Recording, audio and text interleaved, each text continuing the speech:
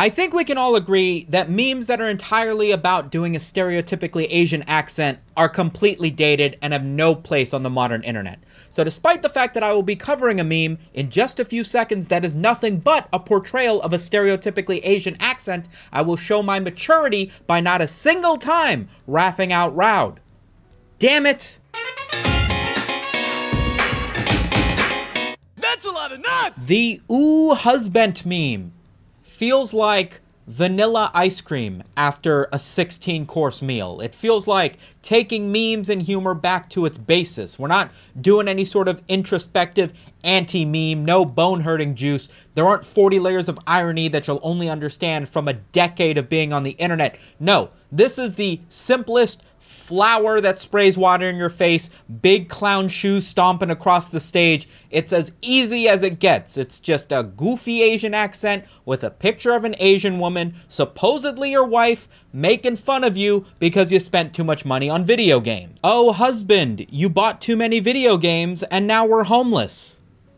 It just, come on, man, it doesn't work that. Oh, husband, you buy too much video games. Now we are homeless. It just hits better. I don't know. Listen, if PewDiePie can make a whole diss track against the country of India, I can do one accent, okay? I get jester's privilege. According to KnowYourMeme.com, this photo was originally posted to 4chan in 2020 and then started to trend as a meme in June of 2022. The photo is of a woman named Mogusa Shirose and is evidently a Japanese singer. What I think is most interesting about memes like this is that if you just take a look at the picture of her in the snow, this could have been anything. An aesthetic art piece that you see posted onto somebody's Tumblr or their Visco or whatever it is. But no, instead it gets posted to 4chan, somebody captions it with something about your wife complaining about you having too many video games, and now what was once just a random picture of a woman on the internet has now evoked an emotion that is honestly giving me PTSD at this point. How much is too much on video games? You know what I mean? Like, the price has gone up to 60 bucks. You gotta spend 400 bucks on the console. If you're not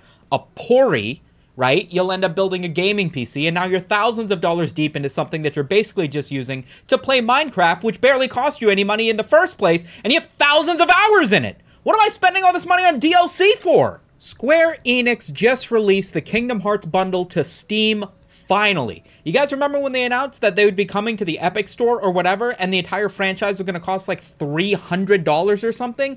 Even with this bundle price, each one of these games and their HD remakes are like $35 a piece. These things were like 35 bucks brand new 15 years ago. How in God's name do they still cost this much? Gosh, Mickey, do you think Square Enix might be cashing in on our childhood nostalgia to hike up the prices of their games?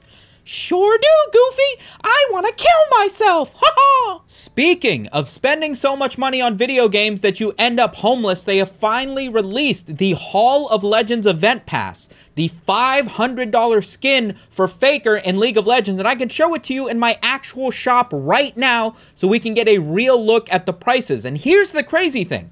If you end up buying these, you actually can't buy enough in-game currency normally to like get this legend version, right? The one over here for 58,000 in-game monies.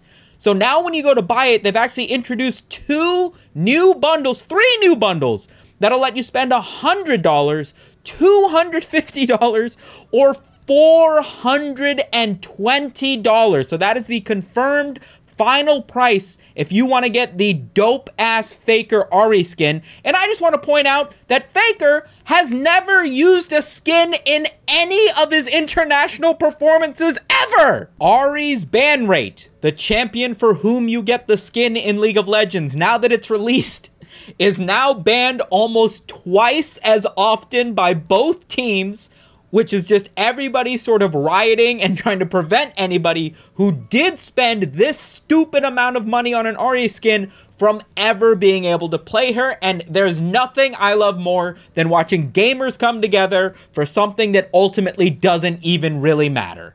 Ooh, husband, you spent $430 on Faker Ahri Hall of Events skin, and now we are homeless. Dan Clancy, the current CEO of Twitch, was recently on a live showcasing a new feature that Twitch is introducing to allow you to scroll through clips, basically highlights from people's Twitch streams, in a manner very similar to TikTok, which a lot of people were excited to see because Twitch hasn't made any sort of development in trying to introduce something that would allow you to discover new streamers. For the most part, if you want to find somebody new who's streaming on Twitch, you have to already know who they are from them doing something else on TikTok or on YouTube, so this is the first feature that they've introduced that has allowed for any sort of discovery of somebody else's stream, which in theory sounds sick. However, it's been memed to death that while trying to showcase this feature, Dan Clancy couldn't seem to scroll away from either the streamers being recommended to him or the streamers that he's been exclusively following on their stories from just kind of being hot women.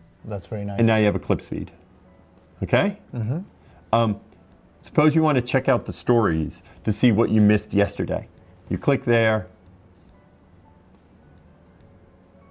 and now you're in your stories feed. Okay? Okay. Funny as it is to just paint Twitch as this OnlyFans promotion-ridden hot tub meta website that seems to have a tough time limiting its adult content, the reality is that this is par for the course, right? Anytime you introduce a new feature to a website, or a new website even, if you're going to have an algorithmically sorted feed that's going to be nothing but what is the most viewed and the most liked, it's typically going to end up being hot women. Regardless, though, it's still funny to think of this as the CEO of Twitch doing nothing but following hot women on his platform. That might actually be what's happening, actually. Is somebody gonna match my freak? Is somebody gonna match my freak? Do you guys remember yesterday when I talked about the album release controversy where Taylor Swift seemed to be continually re-releasing different versions of her album, specifically when other female singers were releasing their albums in order to try and stifle their record sales, and it seemed a little bit scummy to time it out like that?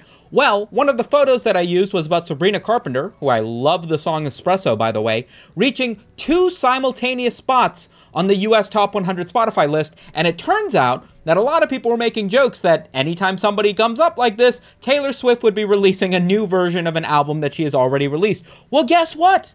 Guess who just announced that she would be releasing a new version of an album that she's already released just tomorrow for her UK fans. Who could have seen this coming? This is the funniest shit. Look at this post by Pop Crave. It says that this digital deluxe version of the album is going to come with first draft phone memos. It's an album that's going to come with Taylor Swift's phone recording of when she first thought up her music. Bro, can you imagine if I released yesterday's video today with my asshole out, and it's like the special asshole edition? Stop fucking saying you'd watch it. No, you wouldn't. There has been a saga of like a couple weeks ago where there was this viral clip of this man who like Zoom video called into a court proceeding that he needed to be at, because he was driving to a doctor's appointment and needed to do that and zoom into the call. And evidently, the reason, or one of the reasons that he had this court proceeding was because his driver's license had been suspended. So the dude was in a video call, clearly driving. The judge asks him, "Are you driving right now?" And he goes, "Yeah, I gotta get to a doctor's appointment. I'm stopping right now. I don't want to be on my phone and do anything illegal." And it turns out one of the reasons that he had this court proceeding was because his driver's license was suspended. And the headline read, "Dude with suspended driver's license Zoom calls into a courtroom while driving." First update to the story after everybody had memed this clip to death because of how stupid this individual seemed, turned out that that suspended driver's license was actually a clerical error, and evidently he didn't have a suspended driver's license, and so there was no issue. And so the entire internet came together and went, "Damn, can't believe I judged this dude. Everybody owes suspended driver's license, bro. An apology. That's what we get for judging a book by its cover." Update 2. Turns out, even though that's the case, not only does the dude still not have a driver's license, but he has never been issued a driver's license in any state of the United States. So I don't know what to think anymore. If you go 9 years driving around without a driver's license and not once get caught, then aren't you just driving just fine? Shouldn't they just give you an honorary driver's license at that point and then go, "Bro, it's been 9 years. If we didn't catch you at this point, amnesty, dude. Just fucking drive your car. Who cares? That's all I got for today. Videos every day this week. Remember to subscribe if you enjoyed this and want to see more of me. Big shout out to the patron scrolling in the back, and I will catch you guys on Friday's video.